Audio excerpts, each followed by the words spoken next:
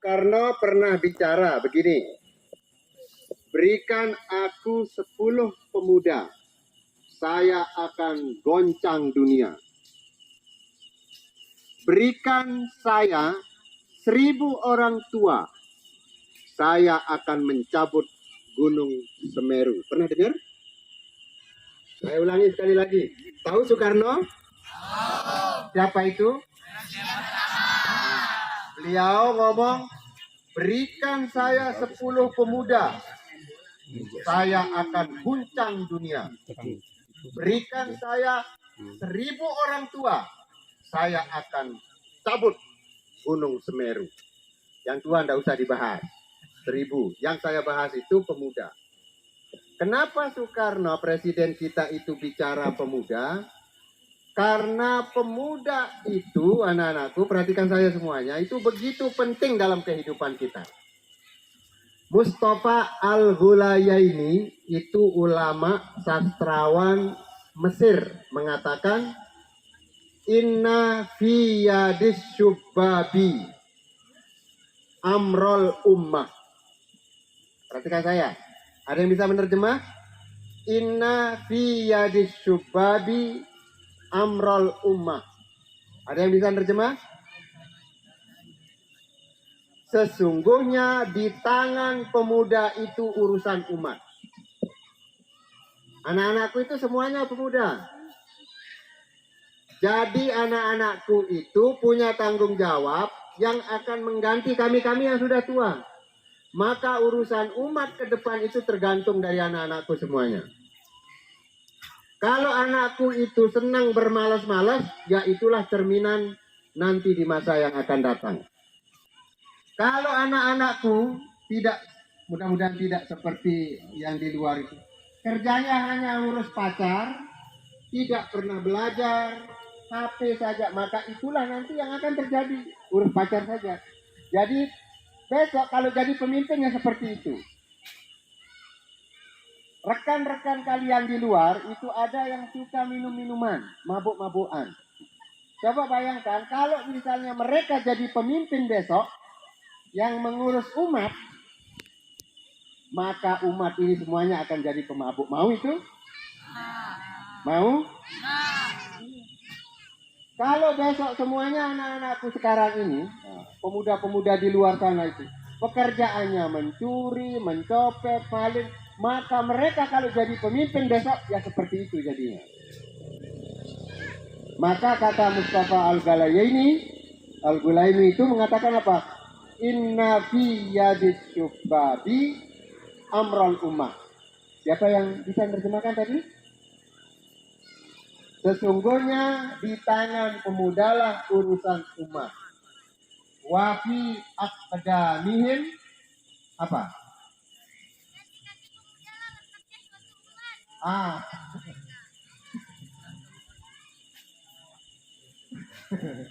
Siapa tadi yang bicara itu? Santri ya?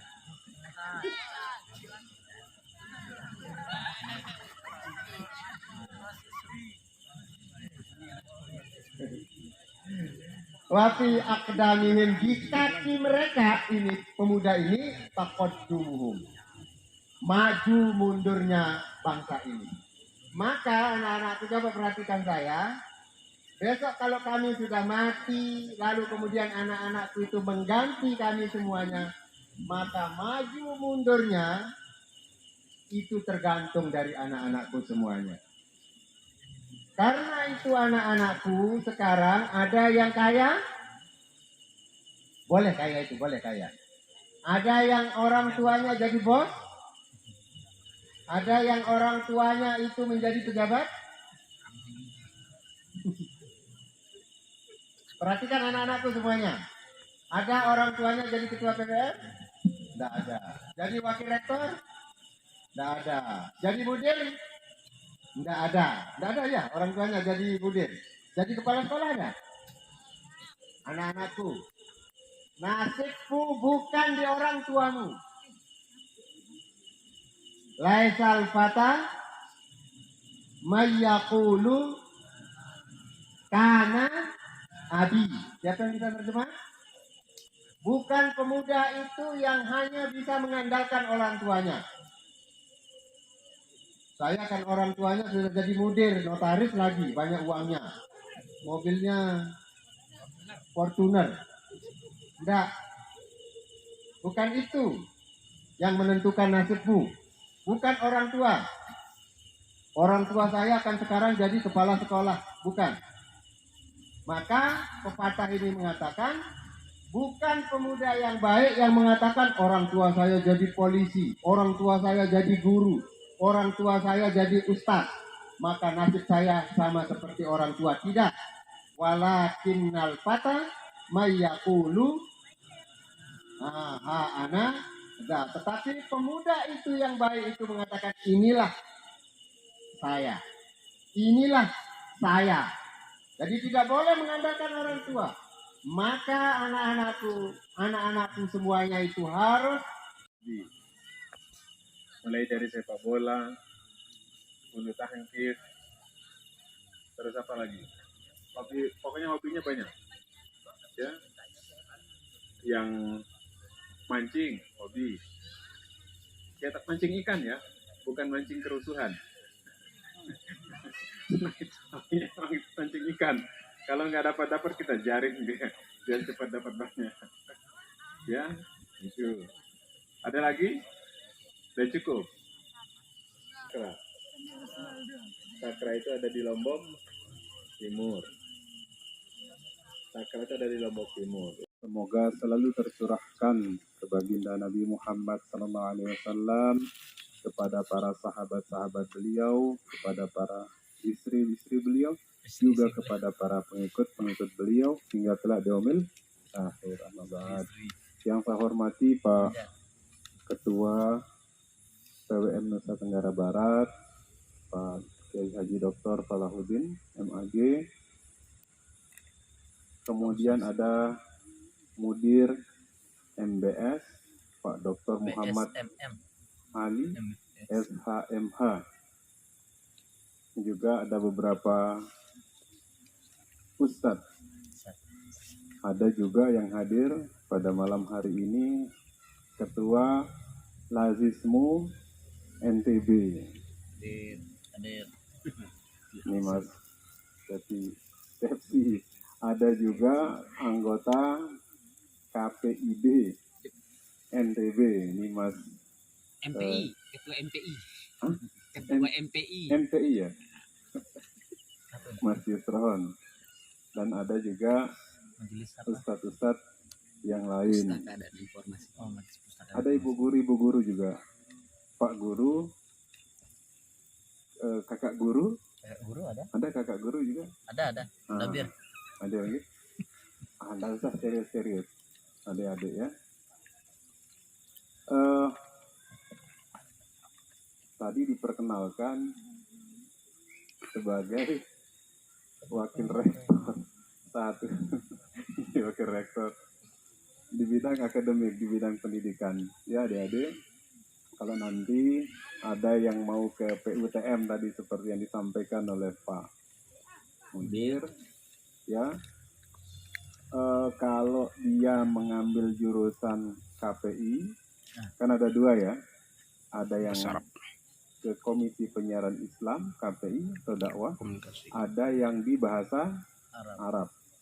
Kalau yang masuknya nanti PUTM itu ke jalur KPI, itu dari awal sampai akhir itu nanti dia gratis dan pasti masuk. Ya teman-teman yang dari ini gratis dan pasti masuk. Ya di situ nanti kan sudah dikuatkan bahasa Arabnya ya kalau adik-adik ini. Nah tinggal melanjutkan saja nanti untuk pengkaderannya di PUTM. Insya Allah kita juga berupaya untuk nanti ada tindak lanjut setelah keluar dari KPI. Mudah-mudahan bisa lanjut ke S2, mudah-mudahan bisa lanjut ke S3. Amin. Ini kan teman-teman adik-adik ini kan usia yang harus banyak belajar dan bermain dan bergembira. Jangan baik ya pada jalur yang Baik. Di perguruan tinggi, di sekolah ini, kan kita sudah ada trek atau jalur-jalur yang harus ditempuh oleh adik-adik. Kalau setelah selesai MTS ya, SMA. Oh, ada yang SMA juga? Oke. Ada yang SMA SMP. Kalau yang SMA kan bisa langsung masuk ke perguruan tinggi besok ya. Bisa langsung. Yang SMP ini langsung ke SMA. Mudah-mudahan nanti teman-teman kuat atau adik-adik ini kuat bukan hanya di bahasa Arabnya, tapi juga kuat di bahasa Inggrisnya. Karena kita punya cita-cita di tahun 2028, kampus itu punya cita-cita berdaya saing di kawasan ASEAN di tahun 2028. Untuk bisa berdaya saing di kawasan ASEAN, maka dia harus kuat bukan hanya bahasa Indonesianya, tapi juga bahasa internasional. Nah, memang di sini ada sedikit kendala di kita. Karena tidak semua kita terbiasa dengan bahasa internasional. Biasa kita pakai bahasa daerah. Cukup bahasa daerah itu digunakan kalau kita pulang kampung. Ya, usahakan nanti gunakan bahasa nasional dan bahasa internasional. Syukur di pondok sudah ditetapkan atau sudah diterapkan penggunaan bahasa Arab. Bahasa Arab kan termasuk bahasa internasional. Itu harus betul-betul diperkuat. Bukan hanya bahasa Arabnya, tapi juga bahasa Inggrisnya.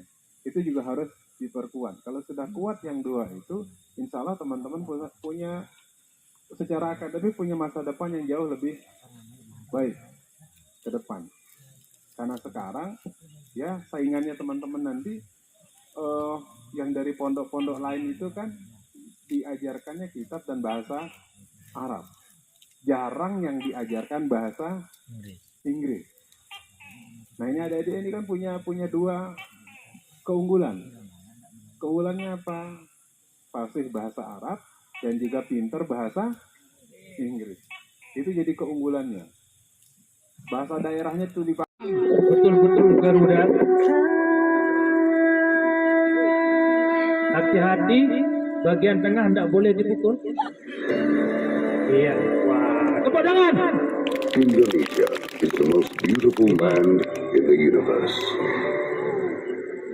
Mantap. The land where we were Kiri born. balik. The nation where we grew up. Wah, So itu many gelap itu. colors. Mudah-mudahan tidak betulan. In peace. With a million timeless treasures. With an abundance of natural wealth. Harusnya kapas ini. Indonesia is not just wonderful. Fadil dan Indonesia dari is a wonderland. Lombok Garuda. Oh, jangan. Oh, sudah. Ya, tepuk tangan. Betul, Rabu Rana. Luar biasa penampilan, luar biasa memukau. Penampilan yang cukup singkat tapi ya. Ya. Menyenangkan.